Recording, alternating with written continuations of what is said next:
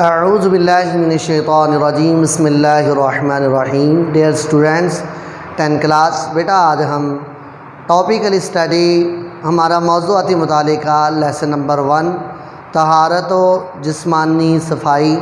اور انسان کے لیے تمام عبادات کرنے سے پہلے انسان کا جس طرح دل کا پاک ہونا، اسی طرح جسم کا پاک ہونا اور کپڑوں کا پاک ہونا، یہ بھی شرائط پائی جاتی ہیں. تو عزیز طلباء، اسلام ہمارے لیے ایک مکمل ضابطہ حیات ہے، دین فطرت ہے.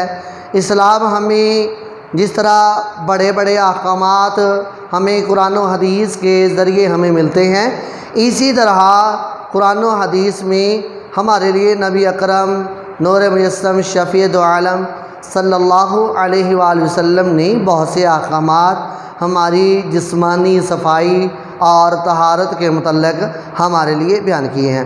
تو آج کے لیسن میں ہم نے اس میں 1-2 شارٹ کویسچن ہیں وہ، اور اس کے علاوہ جو بقیہ شارٹ کویسچن ہے یا کوئی MCQ ہے وہ بھی ہم کریں گے، اور اس میں جو طریقہ کار ہے ہمارا لانگ کویسچن کرنے کا وہ بھی آپ کو بتایا جائے گا.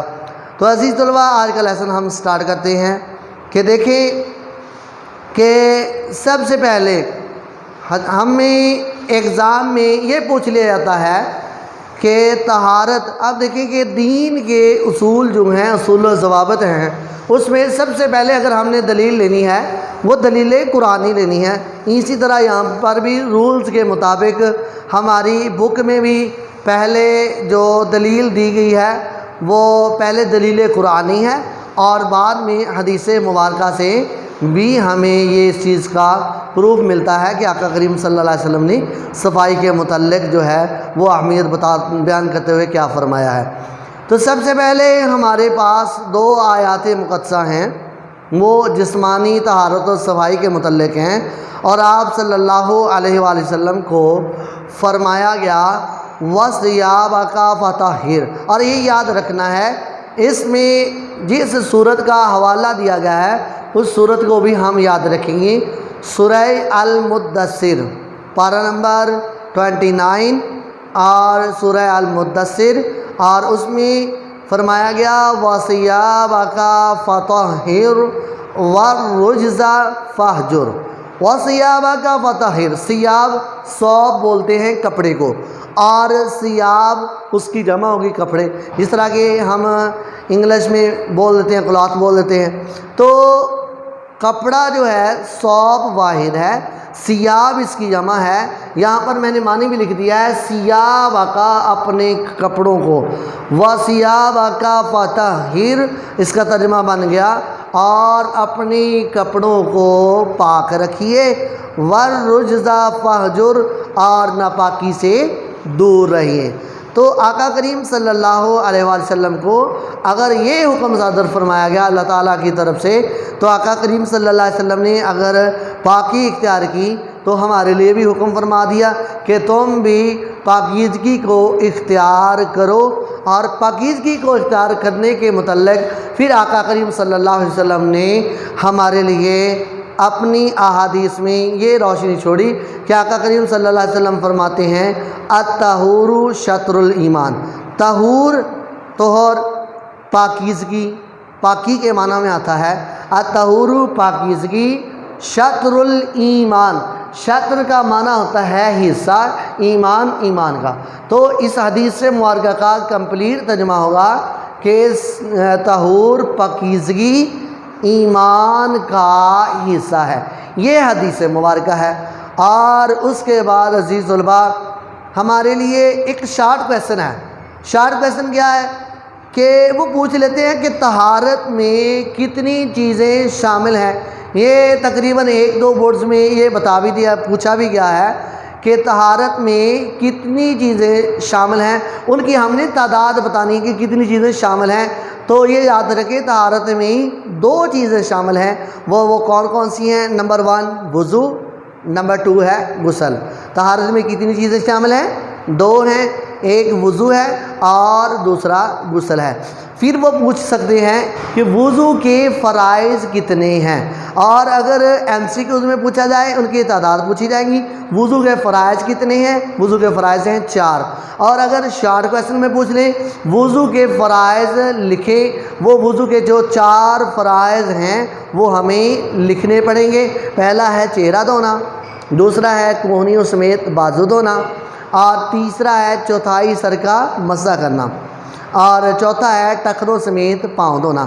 یہ 4 وضو کے فرائض ہیں، اور وضو کا جو طریقہ ہے وہ ہماری بک میں ڈیٹیل سے دیا گیا ہے، اور اس میں کوئی بات مبہم نہیں ہے، جو ہر ایک عام اسٹوڈنٹ کے مائنڈ کے مطابق وہ سمجھ میں آنے والی ہے۔ اگر کوئی بات رہ بھی جائے آپ کو سمجھ نہ آئے، پہلی بات تو یہ ہے کہ ہر بات آپ کو سمجھ میں آئے گی الحمدللہ۔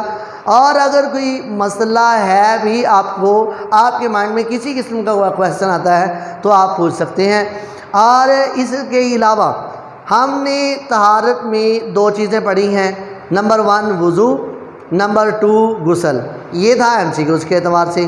پھر وضو کے فرائض، یہ شارٹ کویسچن ہے، اور اس کے بعد وضو کا طریقہ یہ لانگ میں آ جائے گا۔ آگے ہے غسل۔ عزیز طلباء، غسل میں ہمیشہ یاد رکھنا ہے، اکثر یہ ایگزام میں یہ کویسچن آ جاتا ہے۔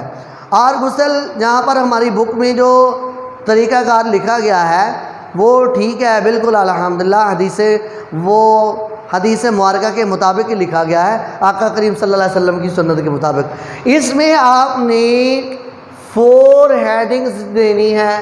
نمبر 1 جو غسل کے فرائض، غسل کے فرائض کتنے ہیں؟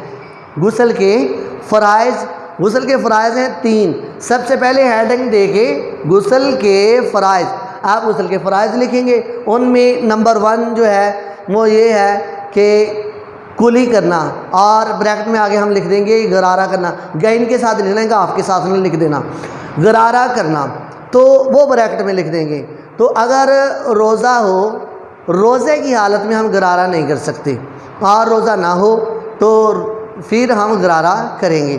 تو کلی کرنا بریکٹ میں ہم آگے لکھ دیں گے غرارہ کرنا۔ تو نمبر 2 ہے ناک کی نرم ہڈی تک پانی پہنچا کر اسے اچھی طرح صاف کرنا۔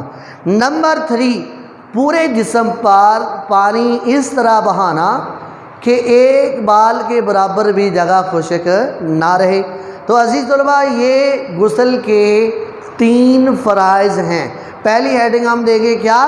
غسل کے فرائض کتنے ہیں وہ لکھیں گے۔ نمبر 2 غسل کا طریقہ، وہ ہماری بک میں دیا ہوا ہے، ہم دوسری ہیڈنگ دے دیں گے غسل کا طریقہ کیا ہے، وہ غسل کا طریقہ لکھ دیا گیا۔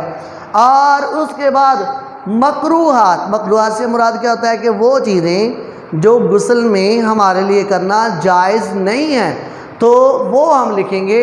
وہ جس طرح کے ہماری بک میں بھی لکھا ہوا ہے، گنگنانا، بولنا، اور صدر کے بغیر غسل کرنا۔ تو مکروہات ہم علیحدہ سے لکھیں گے، فرائض علیحدہ سے لکھیں گے، طریقہ علیحدہ سے لکھیں گے، اور اینڈ پہ پھر جب ہم نے یہ لکھ لیا تینوں ہیڈنگ کے بعد، چوتھی ہیڈنگ ہے اس کے فوائد کیا ہیں، غسل کرنے کے کیا فوائد ہیں، کہ غسل کرنے کے ساتھ کیا کیا ہمیں فائدہ اس کا پہنچے گا۔ تو عزیز طلباء، موضوعاتی مطالعے کا پہلا لیسن آج ہم نے پڑھا، اس کے اندر کوئی بات مبہم نہیں ہے، الحمدللہ ساری باتیں سمجھ میں آنے والی ہیں۔ تو آپ نے آج کے لیے آپ کا یہ لیسن ہے، اس کو آپ نے اچھی طرح یاد کرنا ہے۔ اس میں جو MCQs بنتے ہیں وہ شارٹ کویسچن بنتے ہیں وہ، اور جو لانگ ہیں ان کو آپ اچھی طرح ازبر کریں گے۔ امید کرتا ہوں آپ یہ لیسن ایگزام کے لیے اس کو آپ اہم سمجھیں گے۔ والسلام، اللہ حافظ۔